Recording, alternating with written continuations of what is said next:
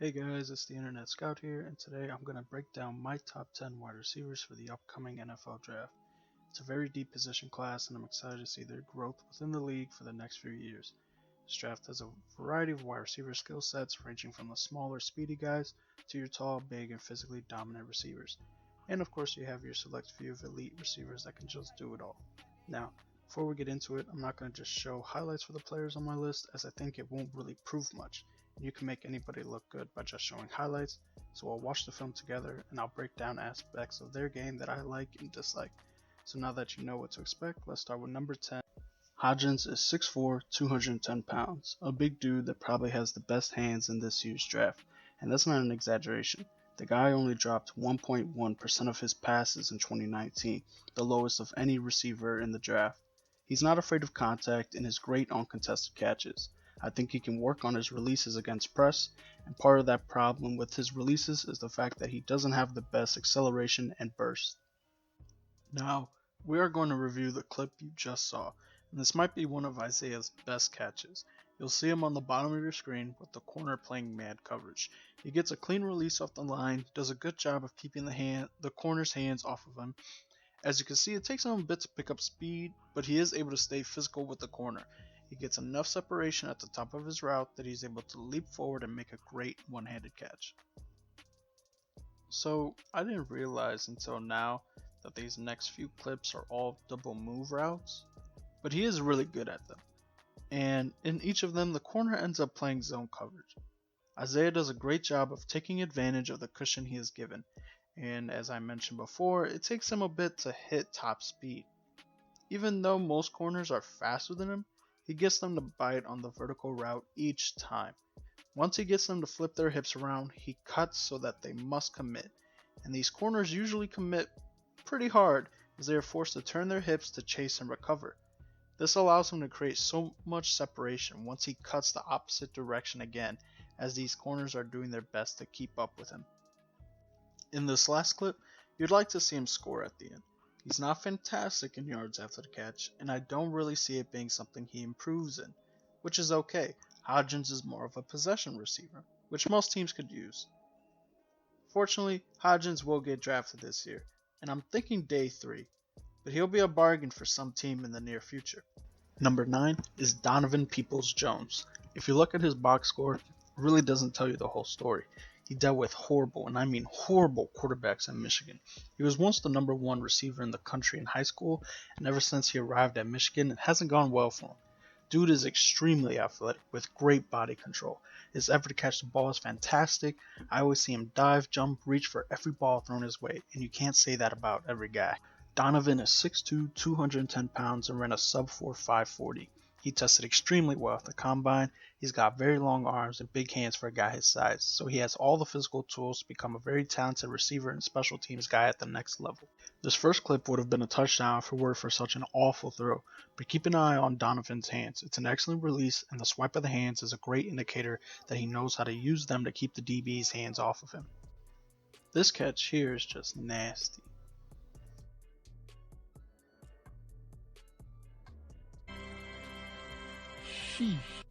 These next 2 clips are just great effort plays, as Jones is forced to work harder for the catch due to error throws.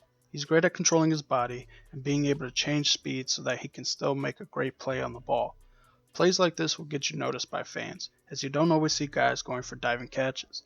I think DPJ will be a fan favorite for any team he lands on.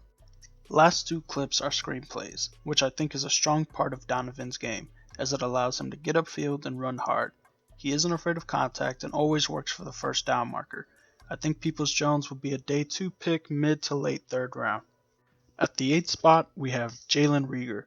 I had the hardest time trying to figure out where to put Jalen on this list, and to be honest, there were times I left him off the list completely. The reason for that is because he has an awful catching percentage, and he never really showed up in some big games, having 1 catch for 8 yards against Baylor and 1 catch for 9 yards against Oklahoma. Though Jalen has some blazing speed, and once he does get the ball in his hands, he is dangerous. Has home run hitting ability on every play, plus he can help out in the return game as well. At 5'11", 206 pounds, he ran a 4.47 40 time, but I think he runs faster than what he timed. This first clip, he runs the route really well, and sets up the DB as if he is running a double move. For as good as he did, unfortunately, he wasn't open due to the underneath defender reading the play. These next two are drops. It really shows his lack of concentration at times. These two passes are easy completions, and the drops are very costly to his team. Shouldn't have ate that popcorn. You should have had that popcorn. This really shows why some people are high on Jalen, because he reminds them of Deebo Samuel, who can play outside, inside, and help in the run game. They're also both built like running backs, so that helps too with the versatility. The last two clips show how well Jalen is with running his deep routes. Plus, with his speed, he can really stretch the field. Some NFL team is going to use him properly and get a lot of value from him. I think he'll go higher than some think. Probably late first, early second round pick.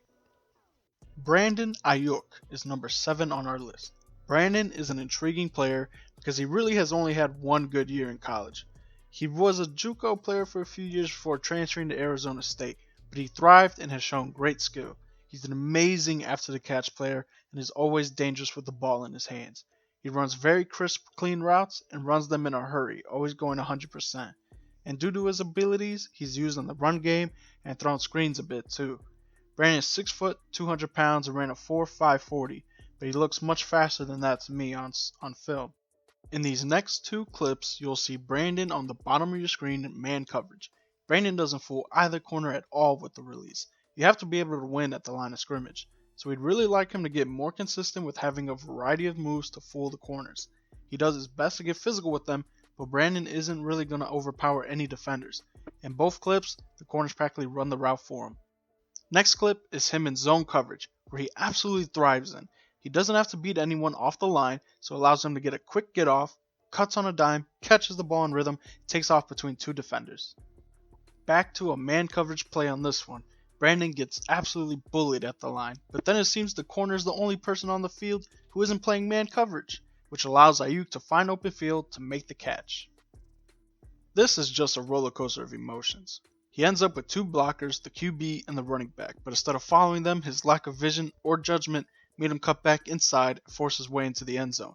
Luckily he was ruled down, but what could have been a great play almost turns into a disaster. Aiyuk is an electrifying player who needs to clean up in some areas of his game, but he is going to be an impactful player if he could get into the correct scheme and be coached well. He should land in day 2, I'm thinking anywhere from mid-second to a mid-third round. Number 6 on our list is Michael Pittman Jr. Michael Pittman, I think, is a more athletic Hodgins and very similar styles of play. I just think Michael does everything a bit better. Pittman Jr. is a terrific contested catch guy who has very soft hands, and for a guy of his size, he does move pretty well. At 6'4", 220, he's a lot faster than people think, but his short area quickness needs improvement. I'd also like him to play with a little more nastiness on the field, as I think he should be able to bully everyone, when that's not necessarily the case all the time. My main concern with Michael is that it seems he lacks a plan on his releases. He needs to change it up a bit more to win consistently. Don't really see too many guys Pittman's size run plays like this, but I think it just really shows how athletic and talented he really is. Love how he finishes the play too. Great route here by Michael, as the corner must respect his ability to go to the fade route, but he cuts inside for the slant. Fortunately, Michael's QB throws the interception. These next two plays just showcase how well Michael can adjust to the ball while it's in the air, and that no matter what, he's coming down with it. He goes up to the ball, boxes out well, which is great that he already has that mindset. Plus, he's looking to gain more yards afterwards too, and in one of the clips he ends up finishing the run and scoring. Last two are of Michael at the Senior Bowl practice. He has the ability to win at the line, but he needs to initiate the first move. Second rep he doesn't do so well as the corner is patient enough and ends up running the route better than Michael. Michael's going to be a heck of a player and be a big time red zone threat. Should be drafted in the early 3rd round. Bryan Edwards is number 5. I fell in love with Bryan off of one play alone. Dude is physical, plays mean, strong, violent, and has great twitch and speed. We don't know exactly how fast he is because he was injured during the combine, but coaches at South Carolina say he runs a sub 4.5. He's also been told to slow down in practice because he plays too hard. That's my kind of guy. He fights for yards and runs routes better than I originally thought he would too. This dude, in my opinion, is probably the most underrated receiver going into this year's draft. This was the first ever play I saw from Edwards, and it is incredible. Just watch him absolutely toss aside Surtain, who is not a small corner by any means. Now he's the wide receiver 2 on the top of your screen, and he gives a nice but subtle move at the top of his route to get the safety to open up. Since he won't kill you with speed, these little things are what you'd like to see. He's up top now, where he does a great job of defeating the press, and it looks like he gets held just enough to prevent him from making the catch. Good use of hands to push himself away, just couldn't get to the ball in time. In this next clip, just to nitpick a bit, you'd like him to finish the route past the first down marker so he's not stopped short, but as you can see, he doesn't go down easily at all. Edwards is a fascinating player to watch, and I think he's going to be a great player in the NFL, might even make a Pro Bowl. I think Brian gets drafted late day 2 or early day 3. Fourth on our list is Henry Ruggs III. If Henry Ruggs was a character, he'd be Lightning McQueen. Dude can flat out fly on the field. He ran a 4.27 at the combine, and that speed translates very well on the field.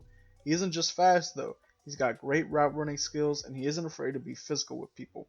He honestly has the potential to be Tyreek Hill 2.0, or at least a much better version of Deshaun Jackson.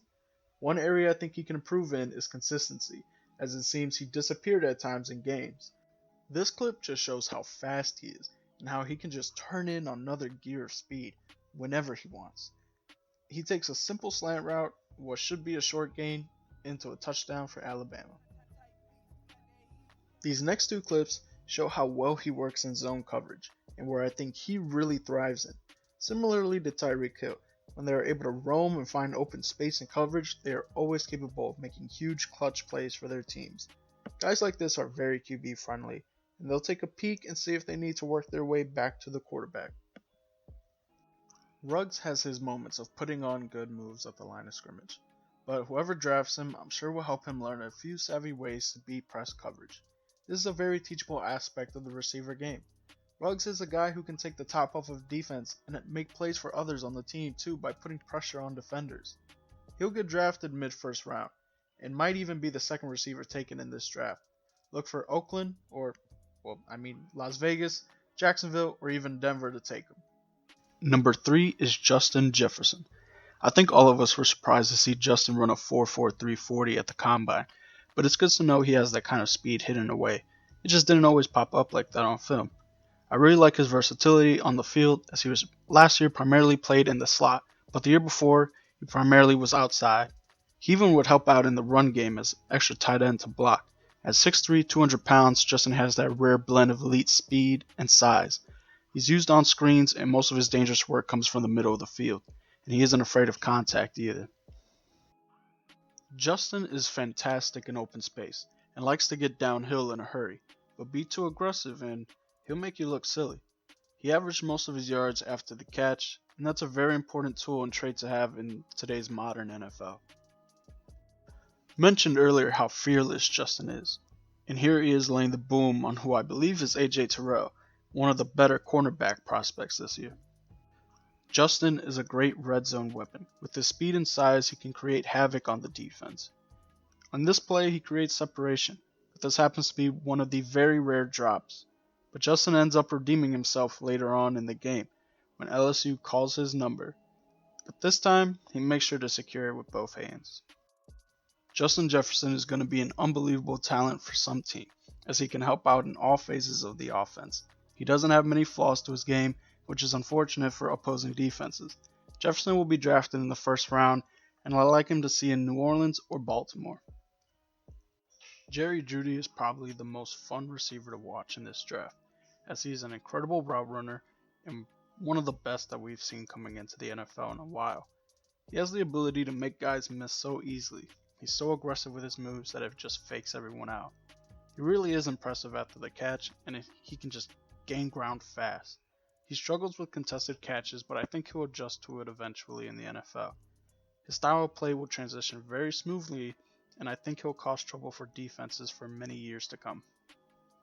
Jeudy is here on the top of your screen, and he doesn't even get the ball. Just watch how he fools the corner so bad he ends up falling over trying to keep up with Jerry. In the second clip, once again Jerry's able to use his route running to bait the corners into going one direction and flip their hips, while he's already going the other direction. Jerry has a knack for gaining yards when it doesn't seem any can be made. Making guys miss is a special skill, and Jeudy makes it look so easy. Jerry actually played pretty well against LSU, but he made two very costly errors that could have helped Alabama win the game. The first was a deep throw into the end zone, and Jeudy had his man beat, and Tua launched a perfect ball, though Jeudy couldn't hang onto the ball through contact. The second error was another touchdown, where he ran a great route, but couldn't catch the ball in traffic. He sets everything up perfectly, but you have to come down with the ball in those scenarios. Before we talk about my number one guy, it was really hard to leave T. Higgins off this list. He originally was on it, but as I watched others, he just began to drop. He's number 11 on my list, and I think his biggest issues are just being too one-dimensional, and he looks pretty tight-hipped. Also the fact that it seems like he was just a guy to bully on weaker talent. When he went up against some big talent that could press him, he began to digress too much as a player. Number 1 on our list goes to CeeDee Lamb. Lamb is special. He really is. He can run, catch, he can get physical, show finesse, he blocks well, he can make every catch, run every route, he can do it all, and do it at a very high level. I think CeeDee is going to be a name that we talk about for a long time. The only negative that I could really find was that he played fast and hard when he wanted to. He's not lazy, but if his opponent just isn't good enough, he knew he didn't have to go full on to beat them. So I think he'll find enough competition in the NFL so that he'll work hard every time. And I mean, he's going to go up against every top corner each weekend. Lamb is incredibly powerful as he wins almost every jump ball, and once he catches the ball, he is looking to score and run someone over if he needs to. He's a little thin for a guy his height, but I think an NFL diet and training will help him grow a bit more and become stronger to become the number 1 receiver that the team got him for. CeeDee has that alpha mentality that no one is going to outwork him, and it seems like he really wants to become one of the greatest players ever. I think Lamb is probably going to be the first wide receiver taken in this year's draft, and that really won't surprise anyone. Hey, just want to thank you for tuning into the video, and if you're still watching, thank you. It really means a lot to me. This whole video took a lot of time with finding film and having to study many players in this deep receiver class. I hope to make some content soon after the draft. Hopefully you all enjoy it. If you agree or disagree with a player that I added or left off the list, leave a comment. Otherwise, I hope you all like the video and subscribe for more content. Thanks.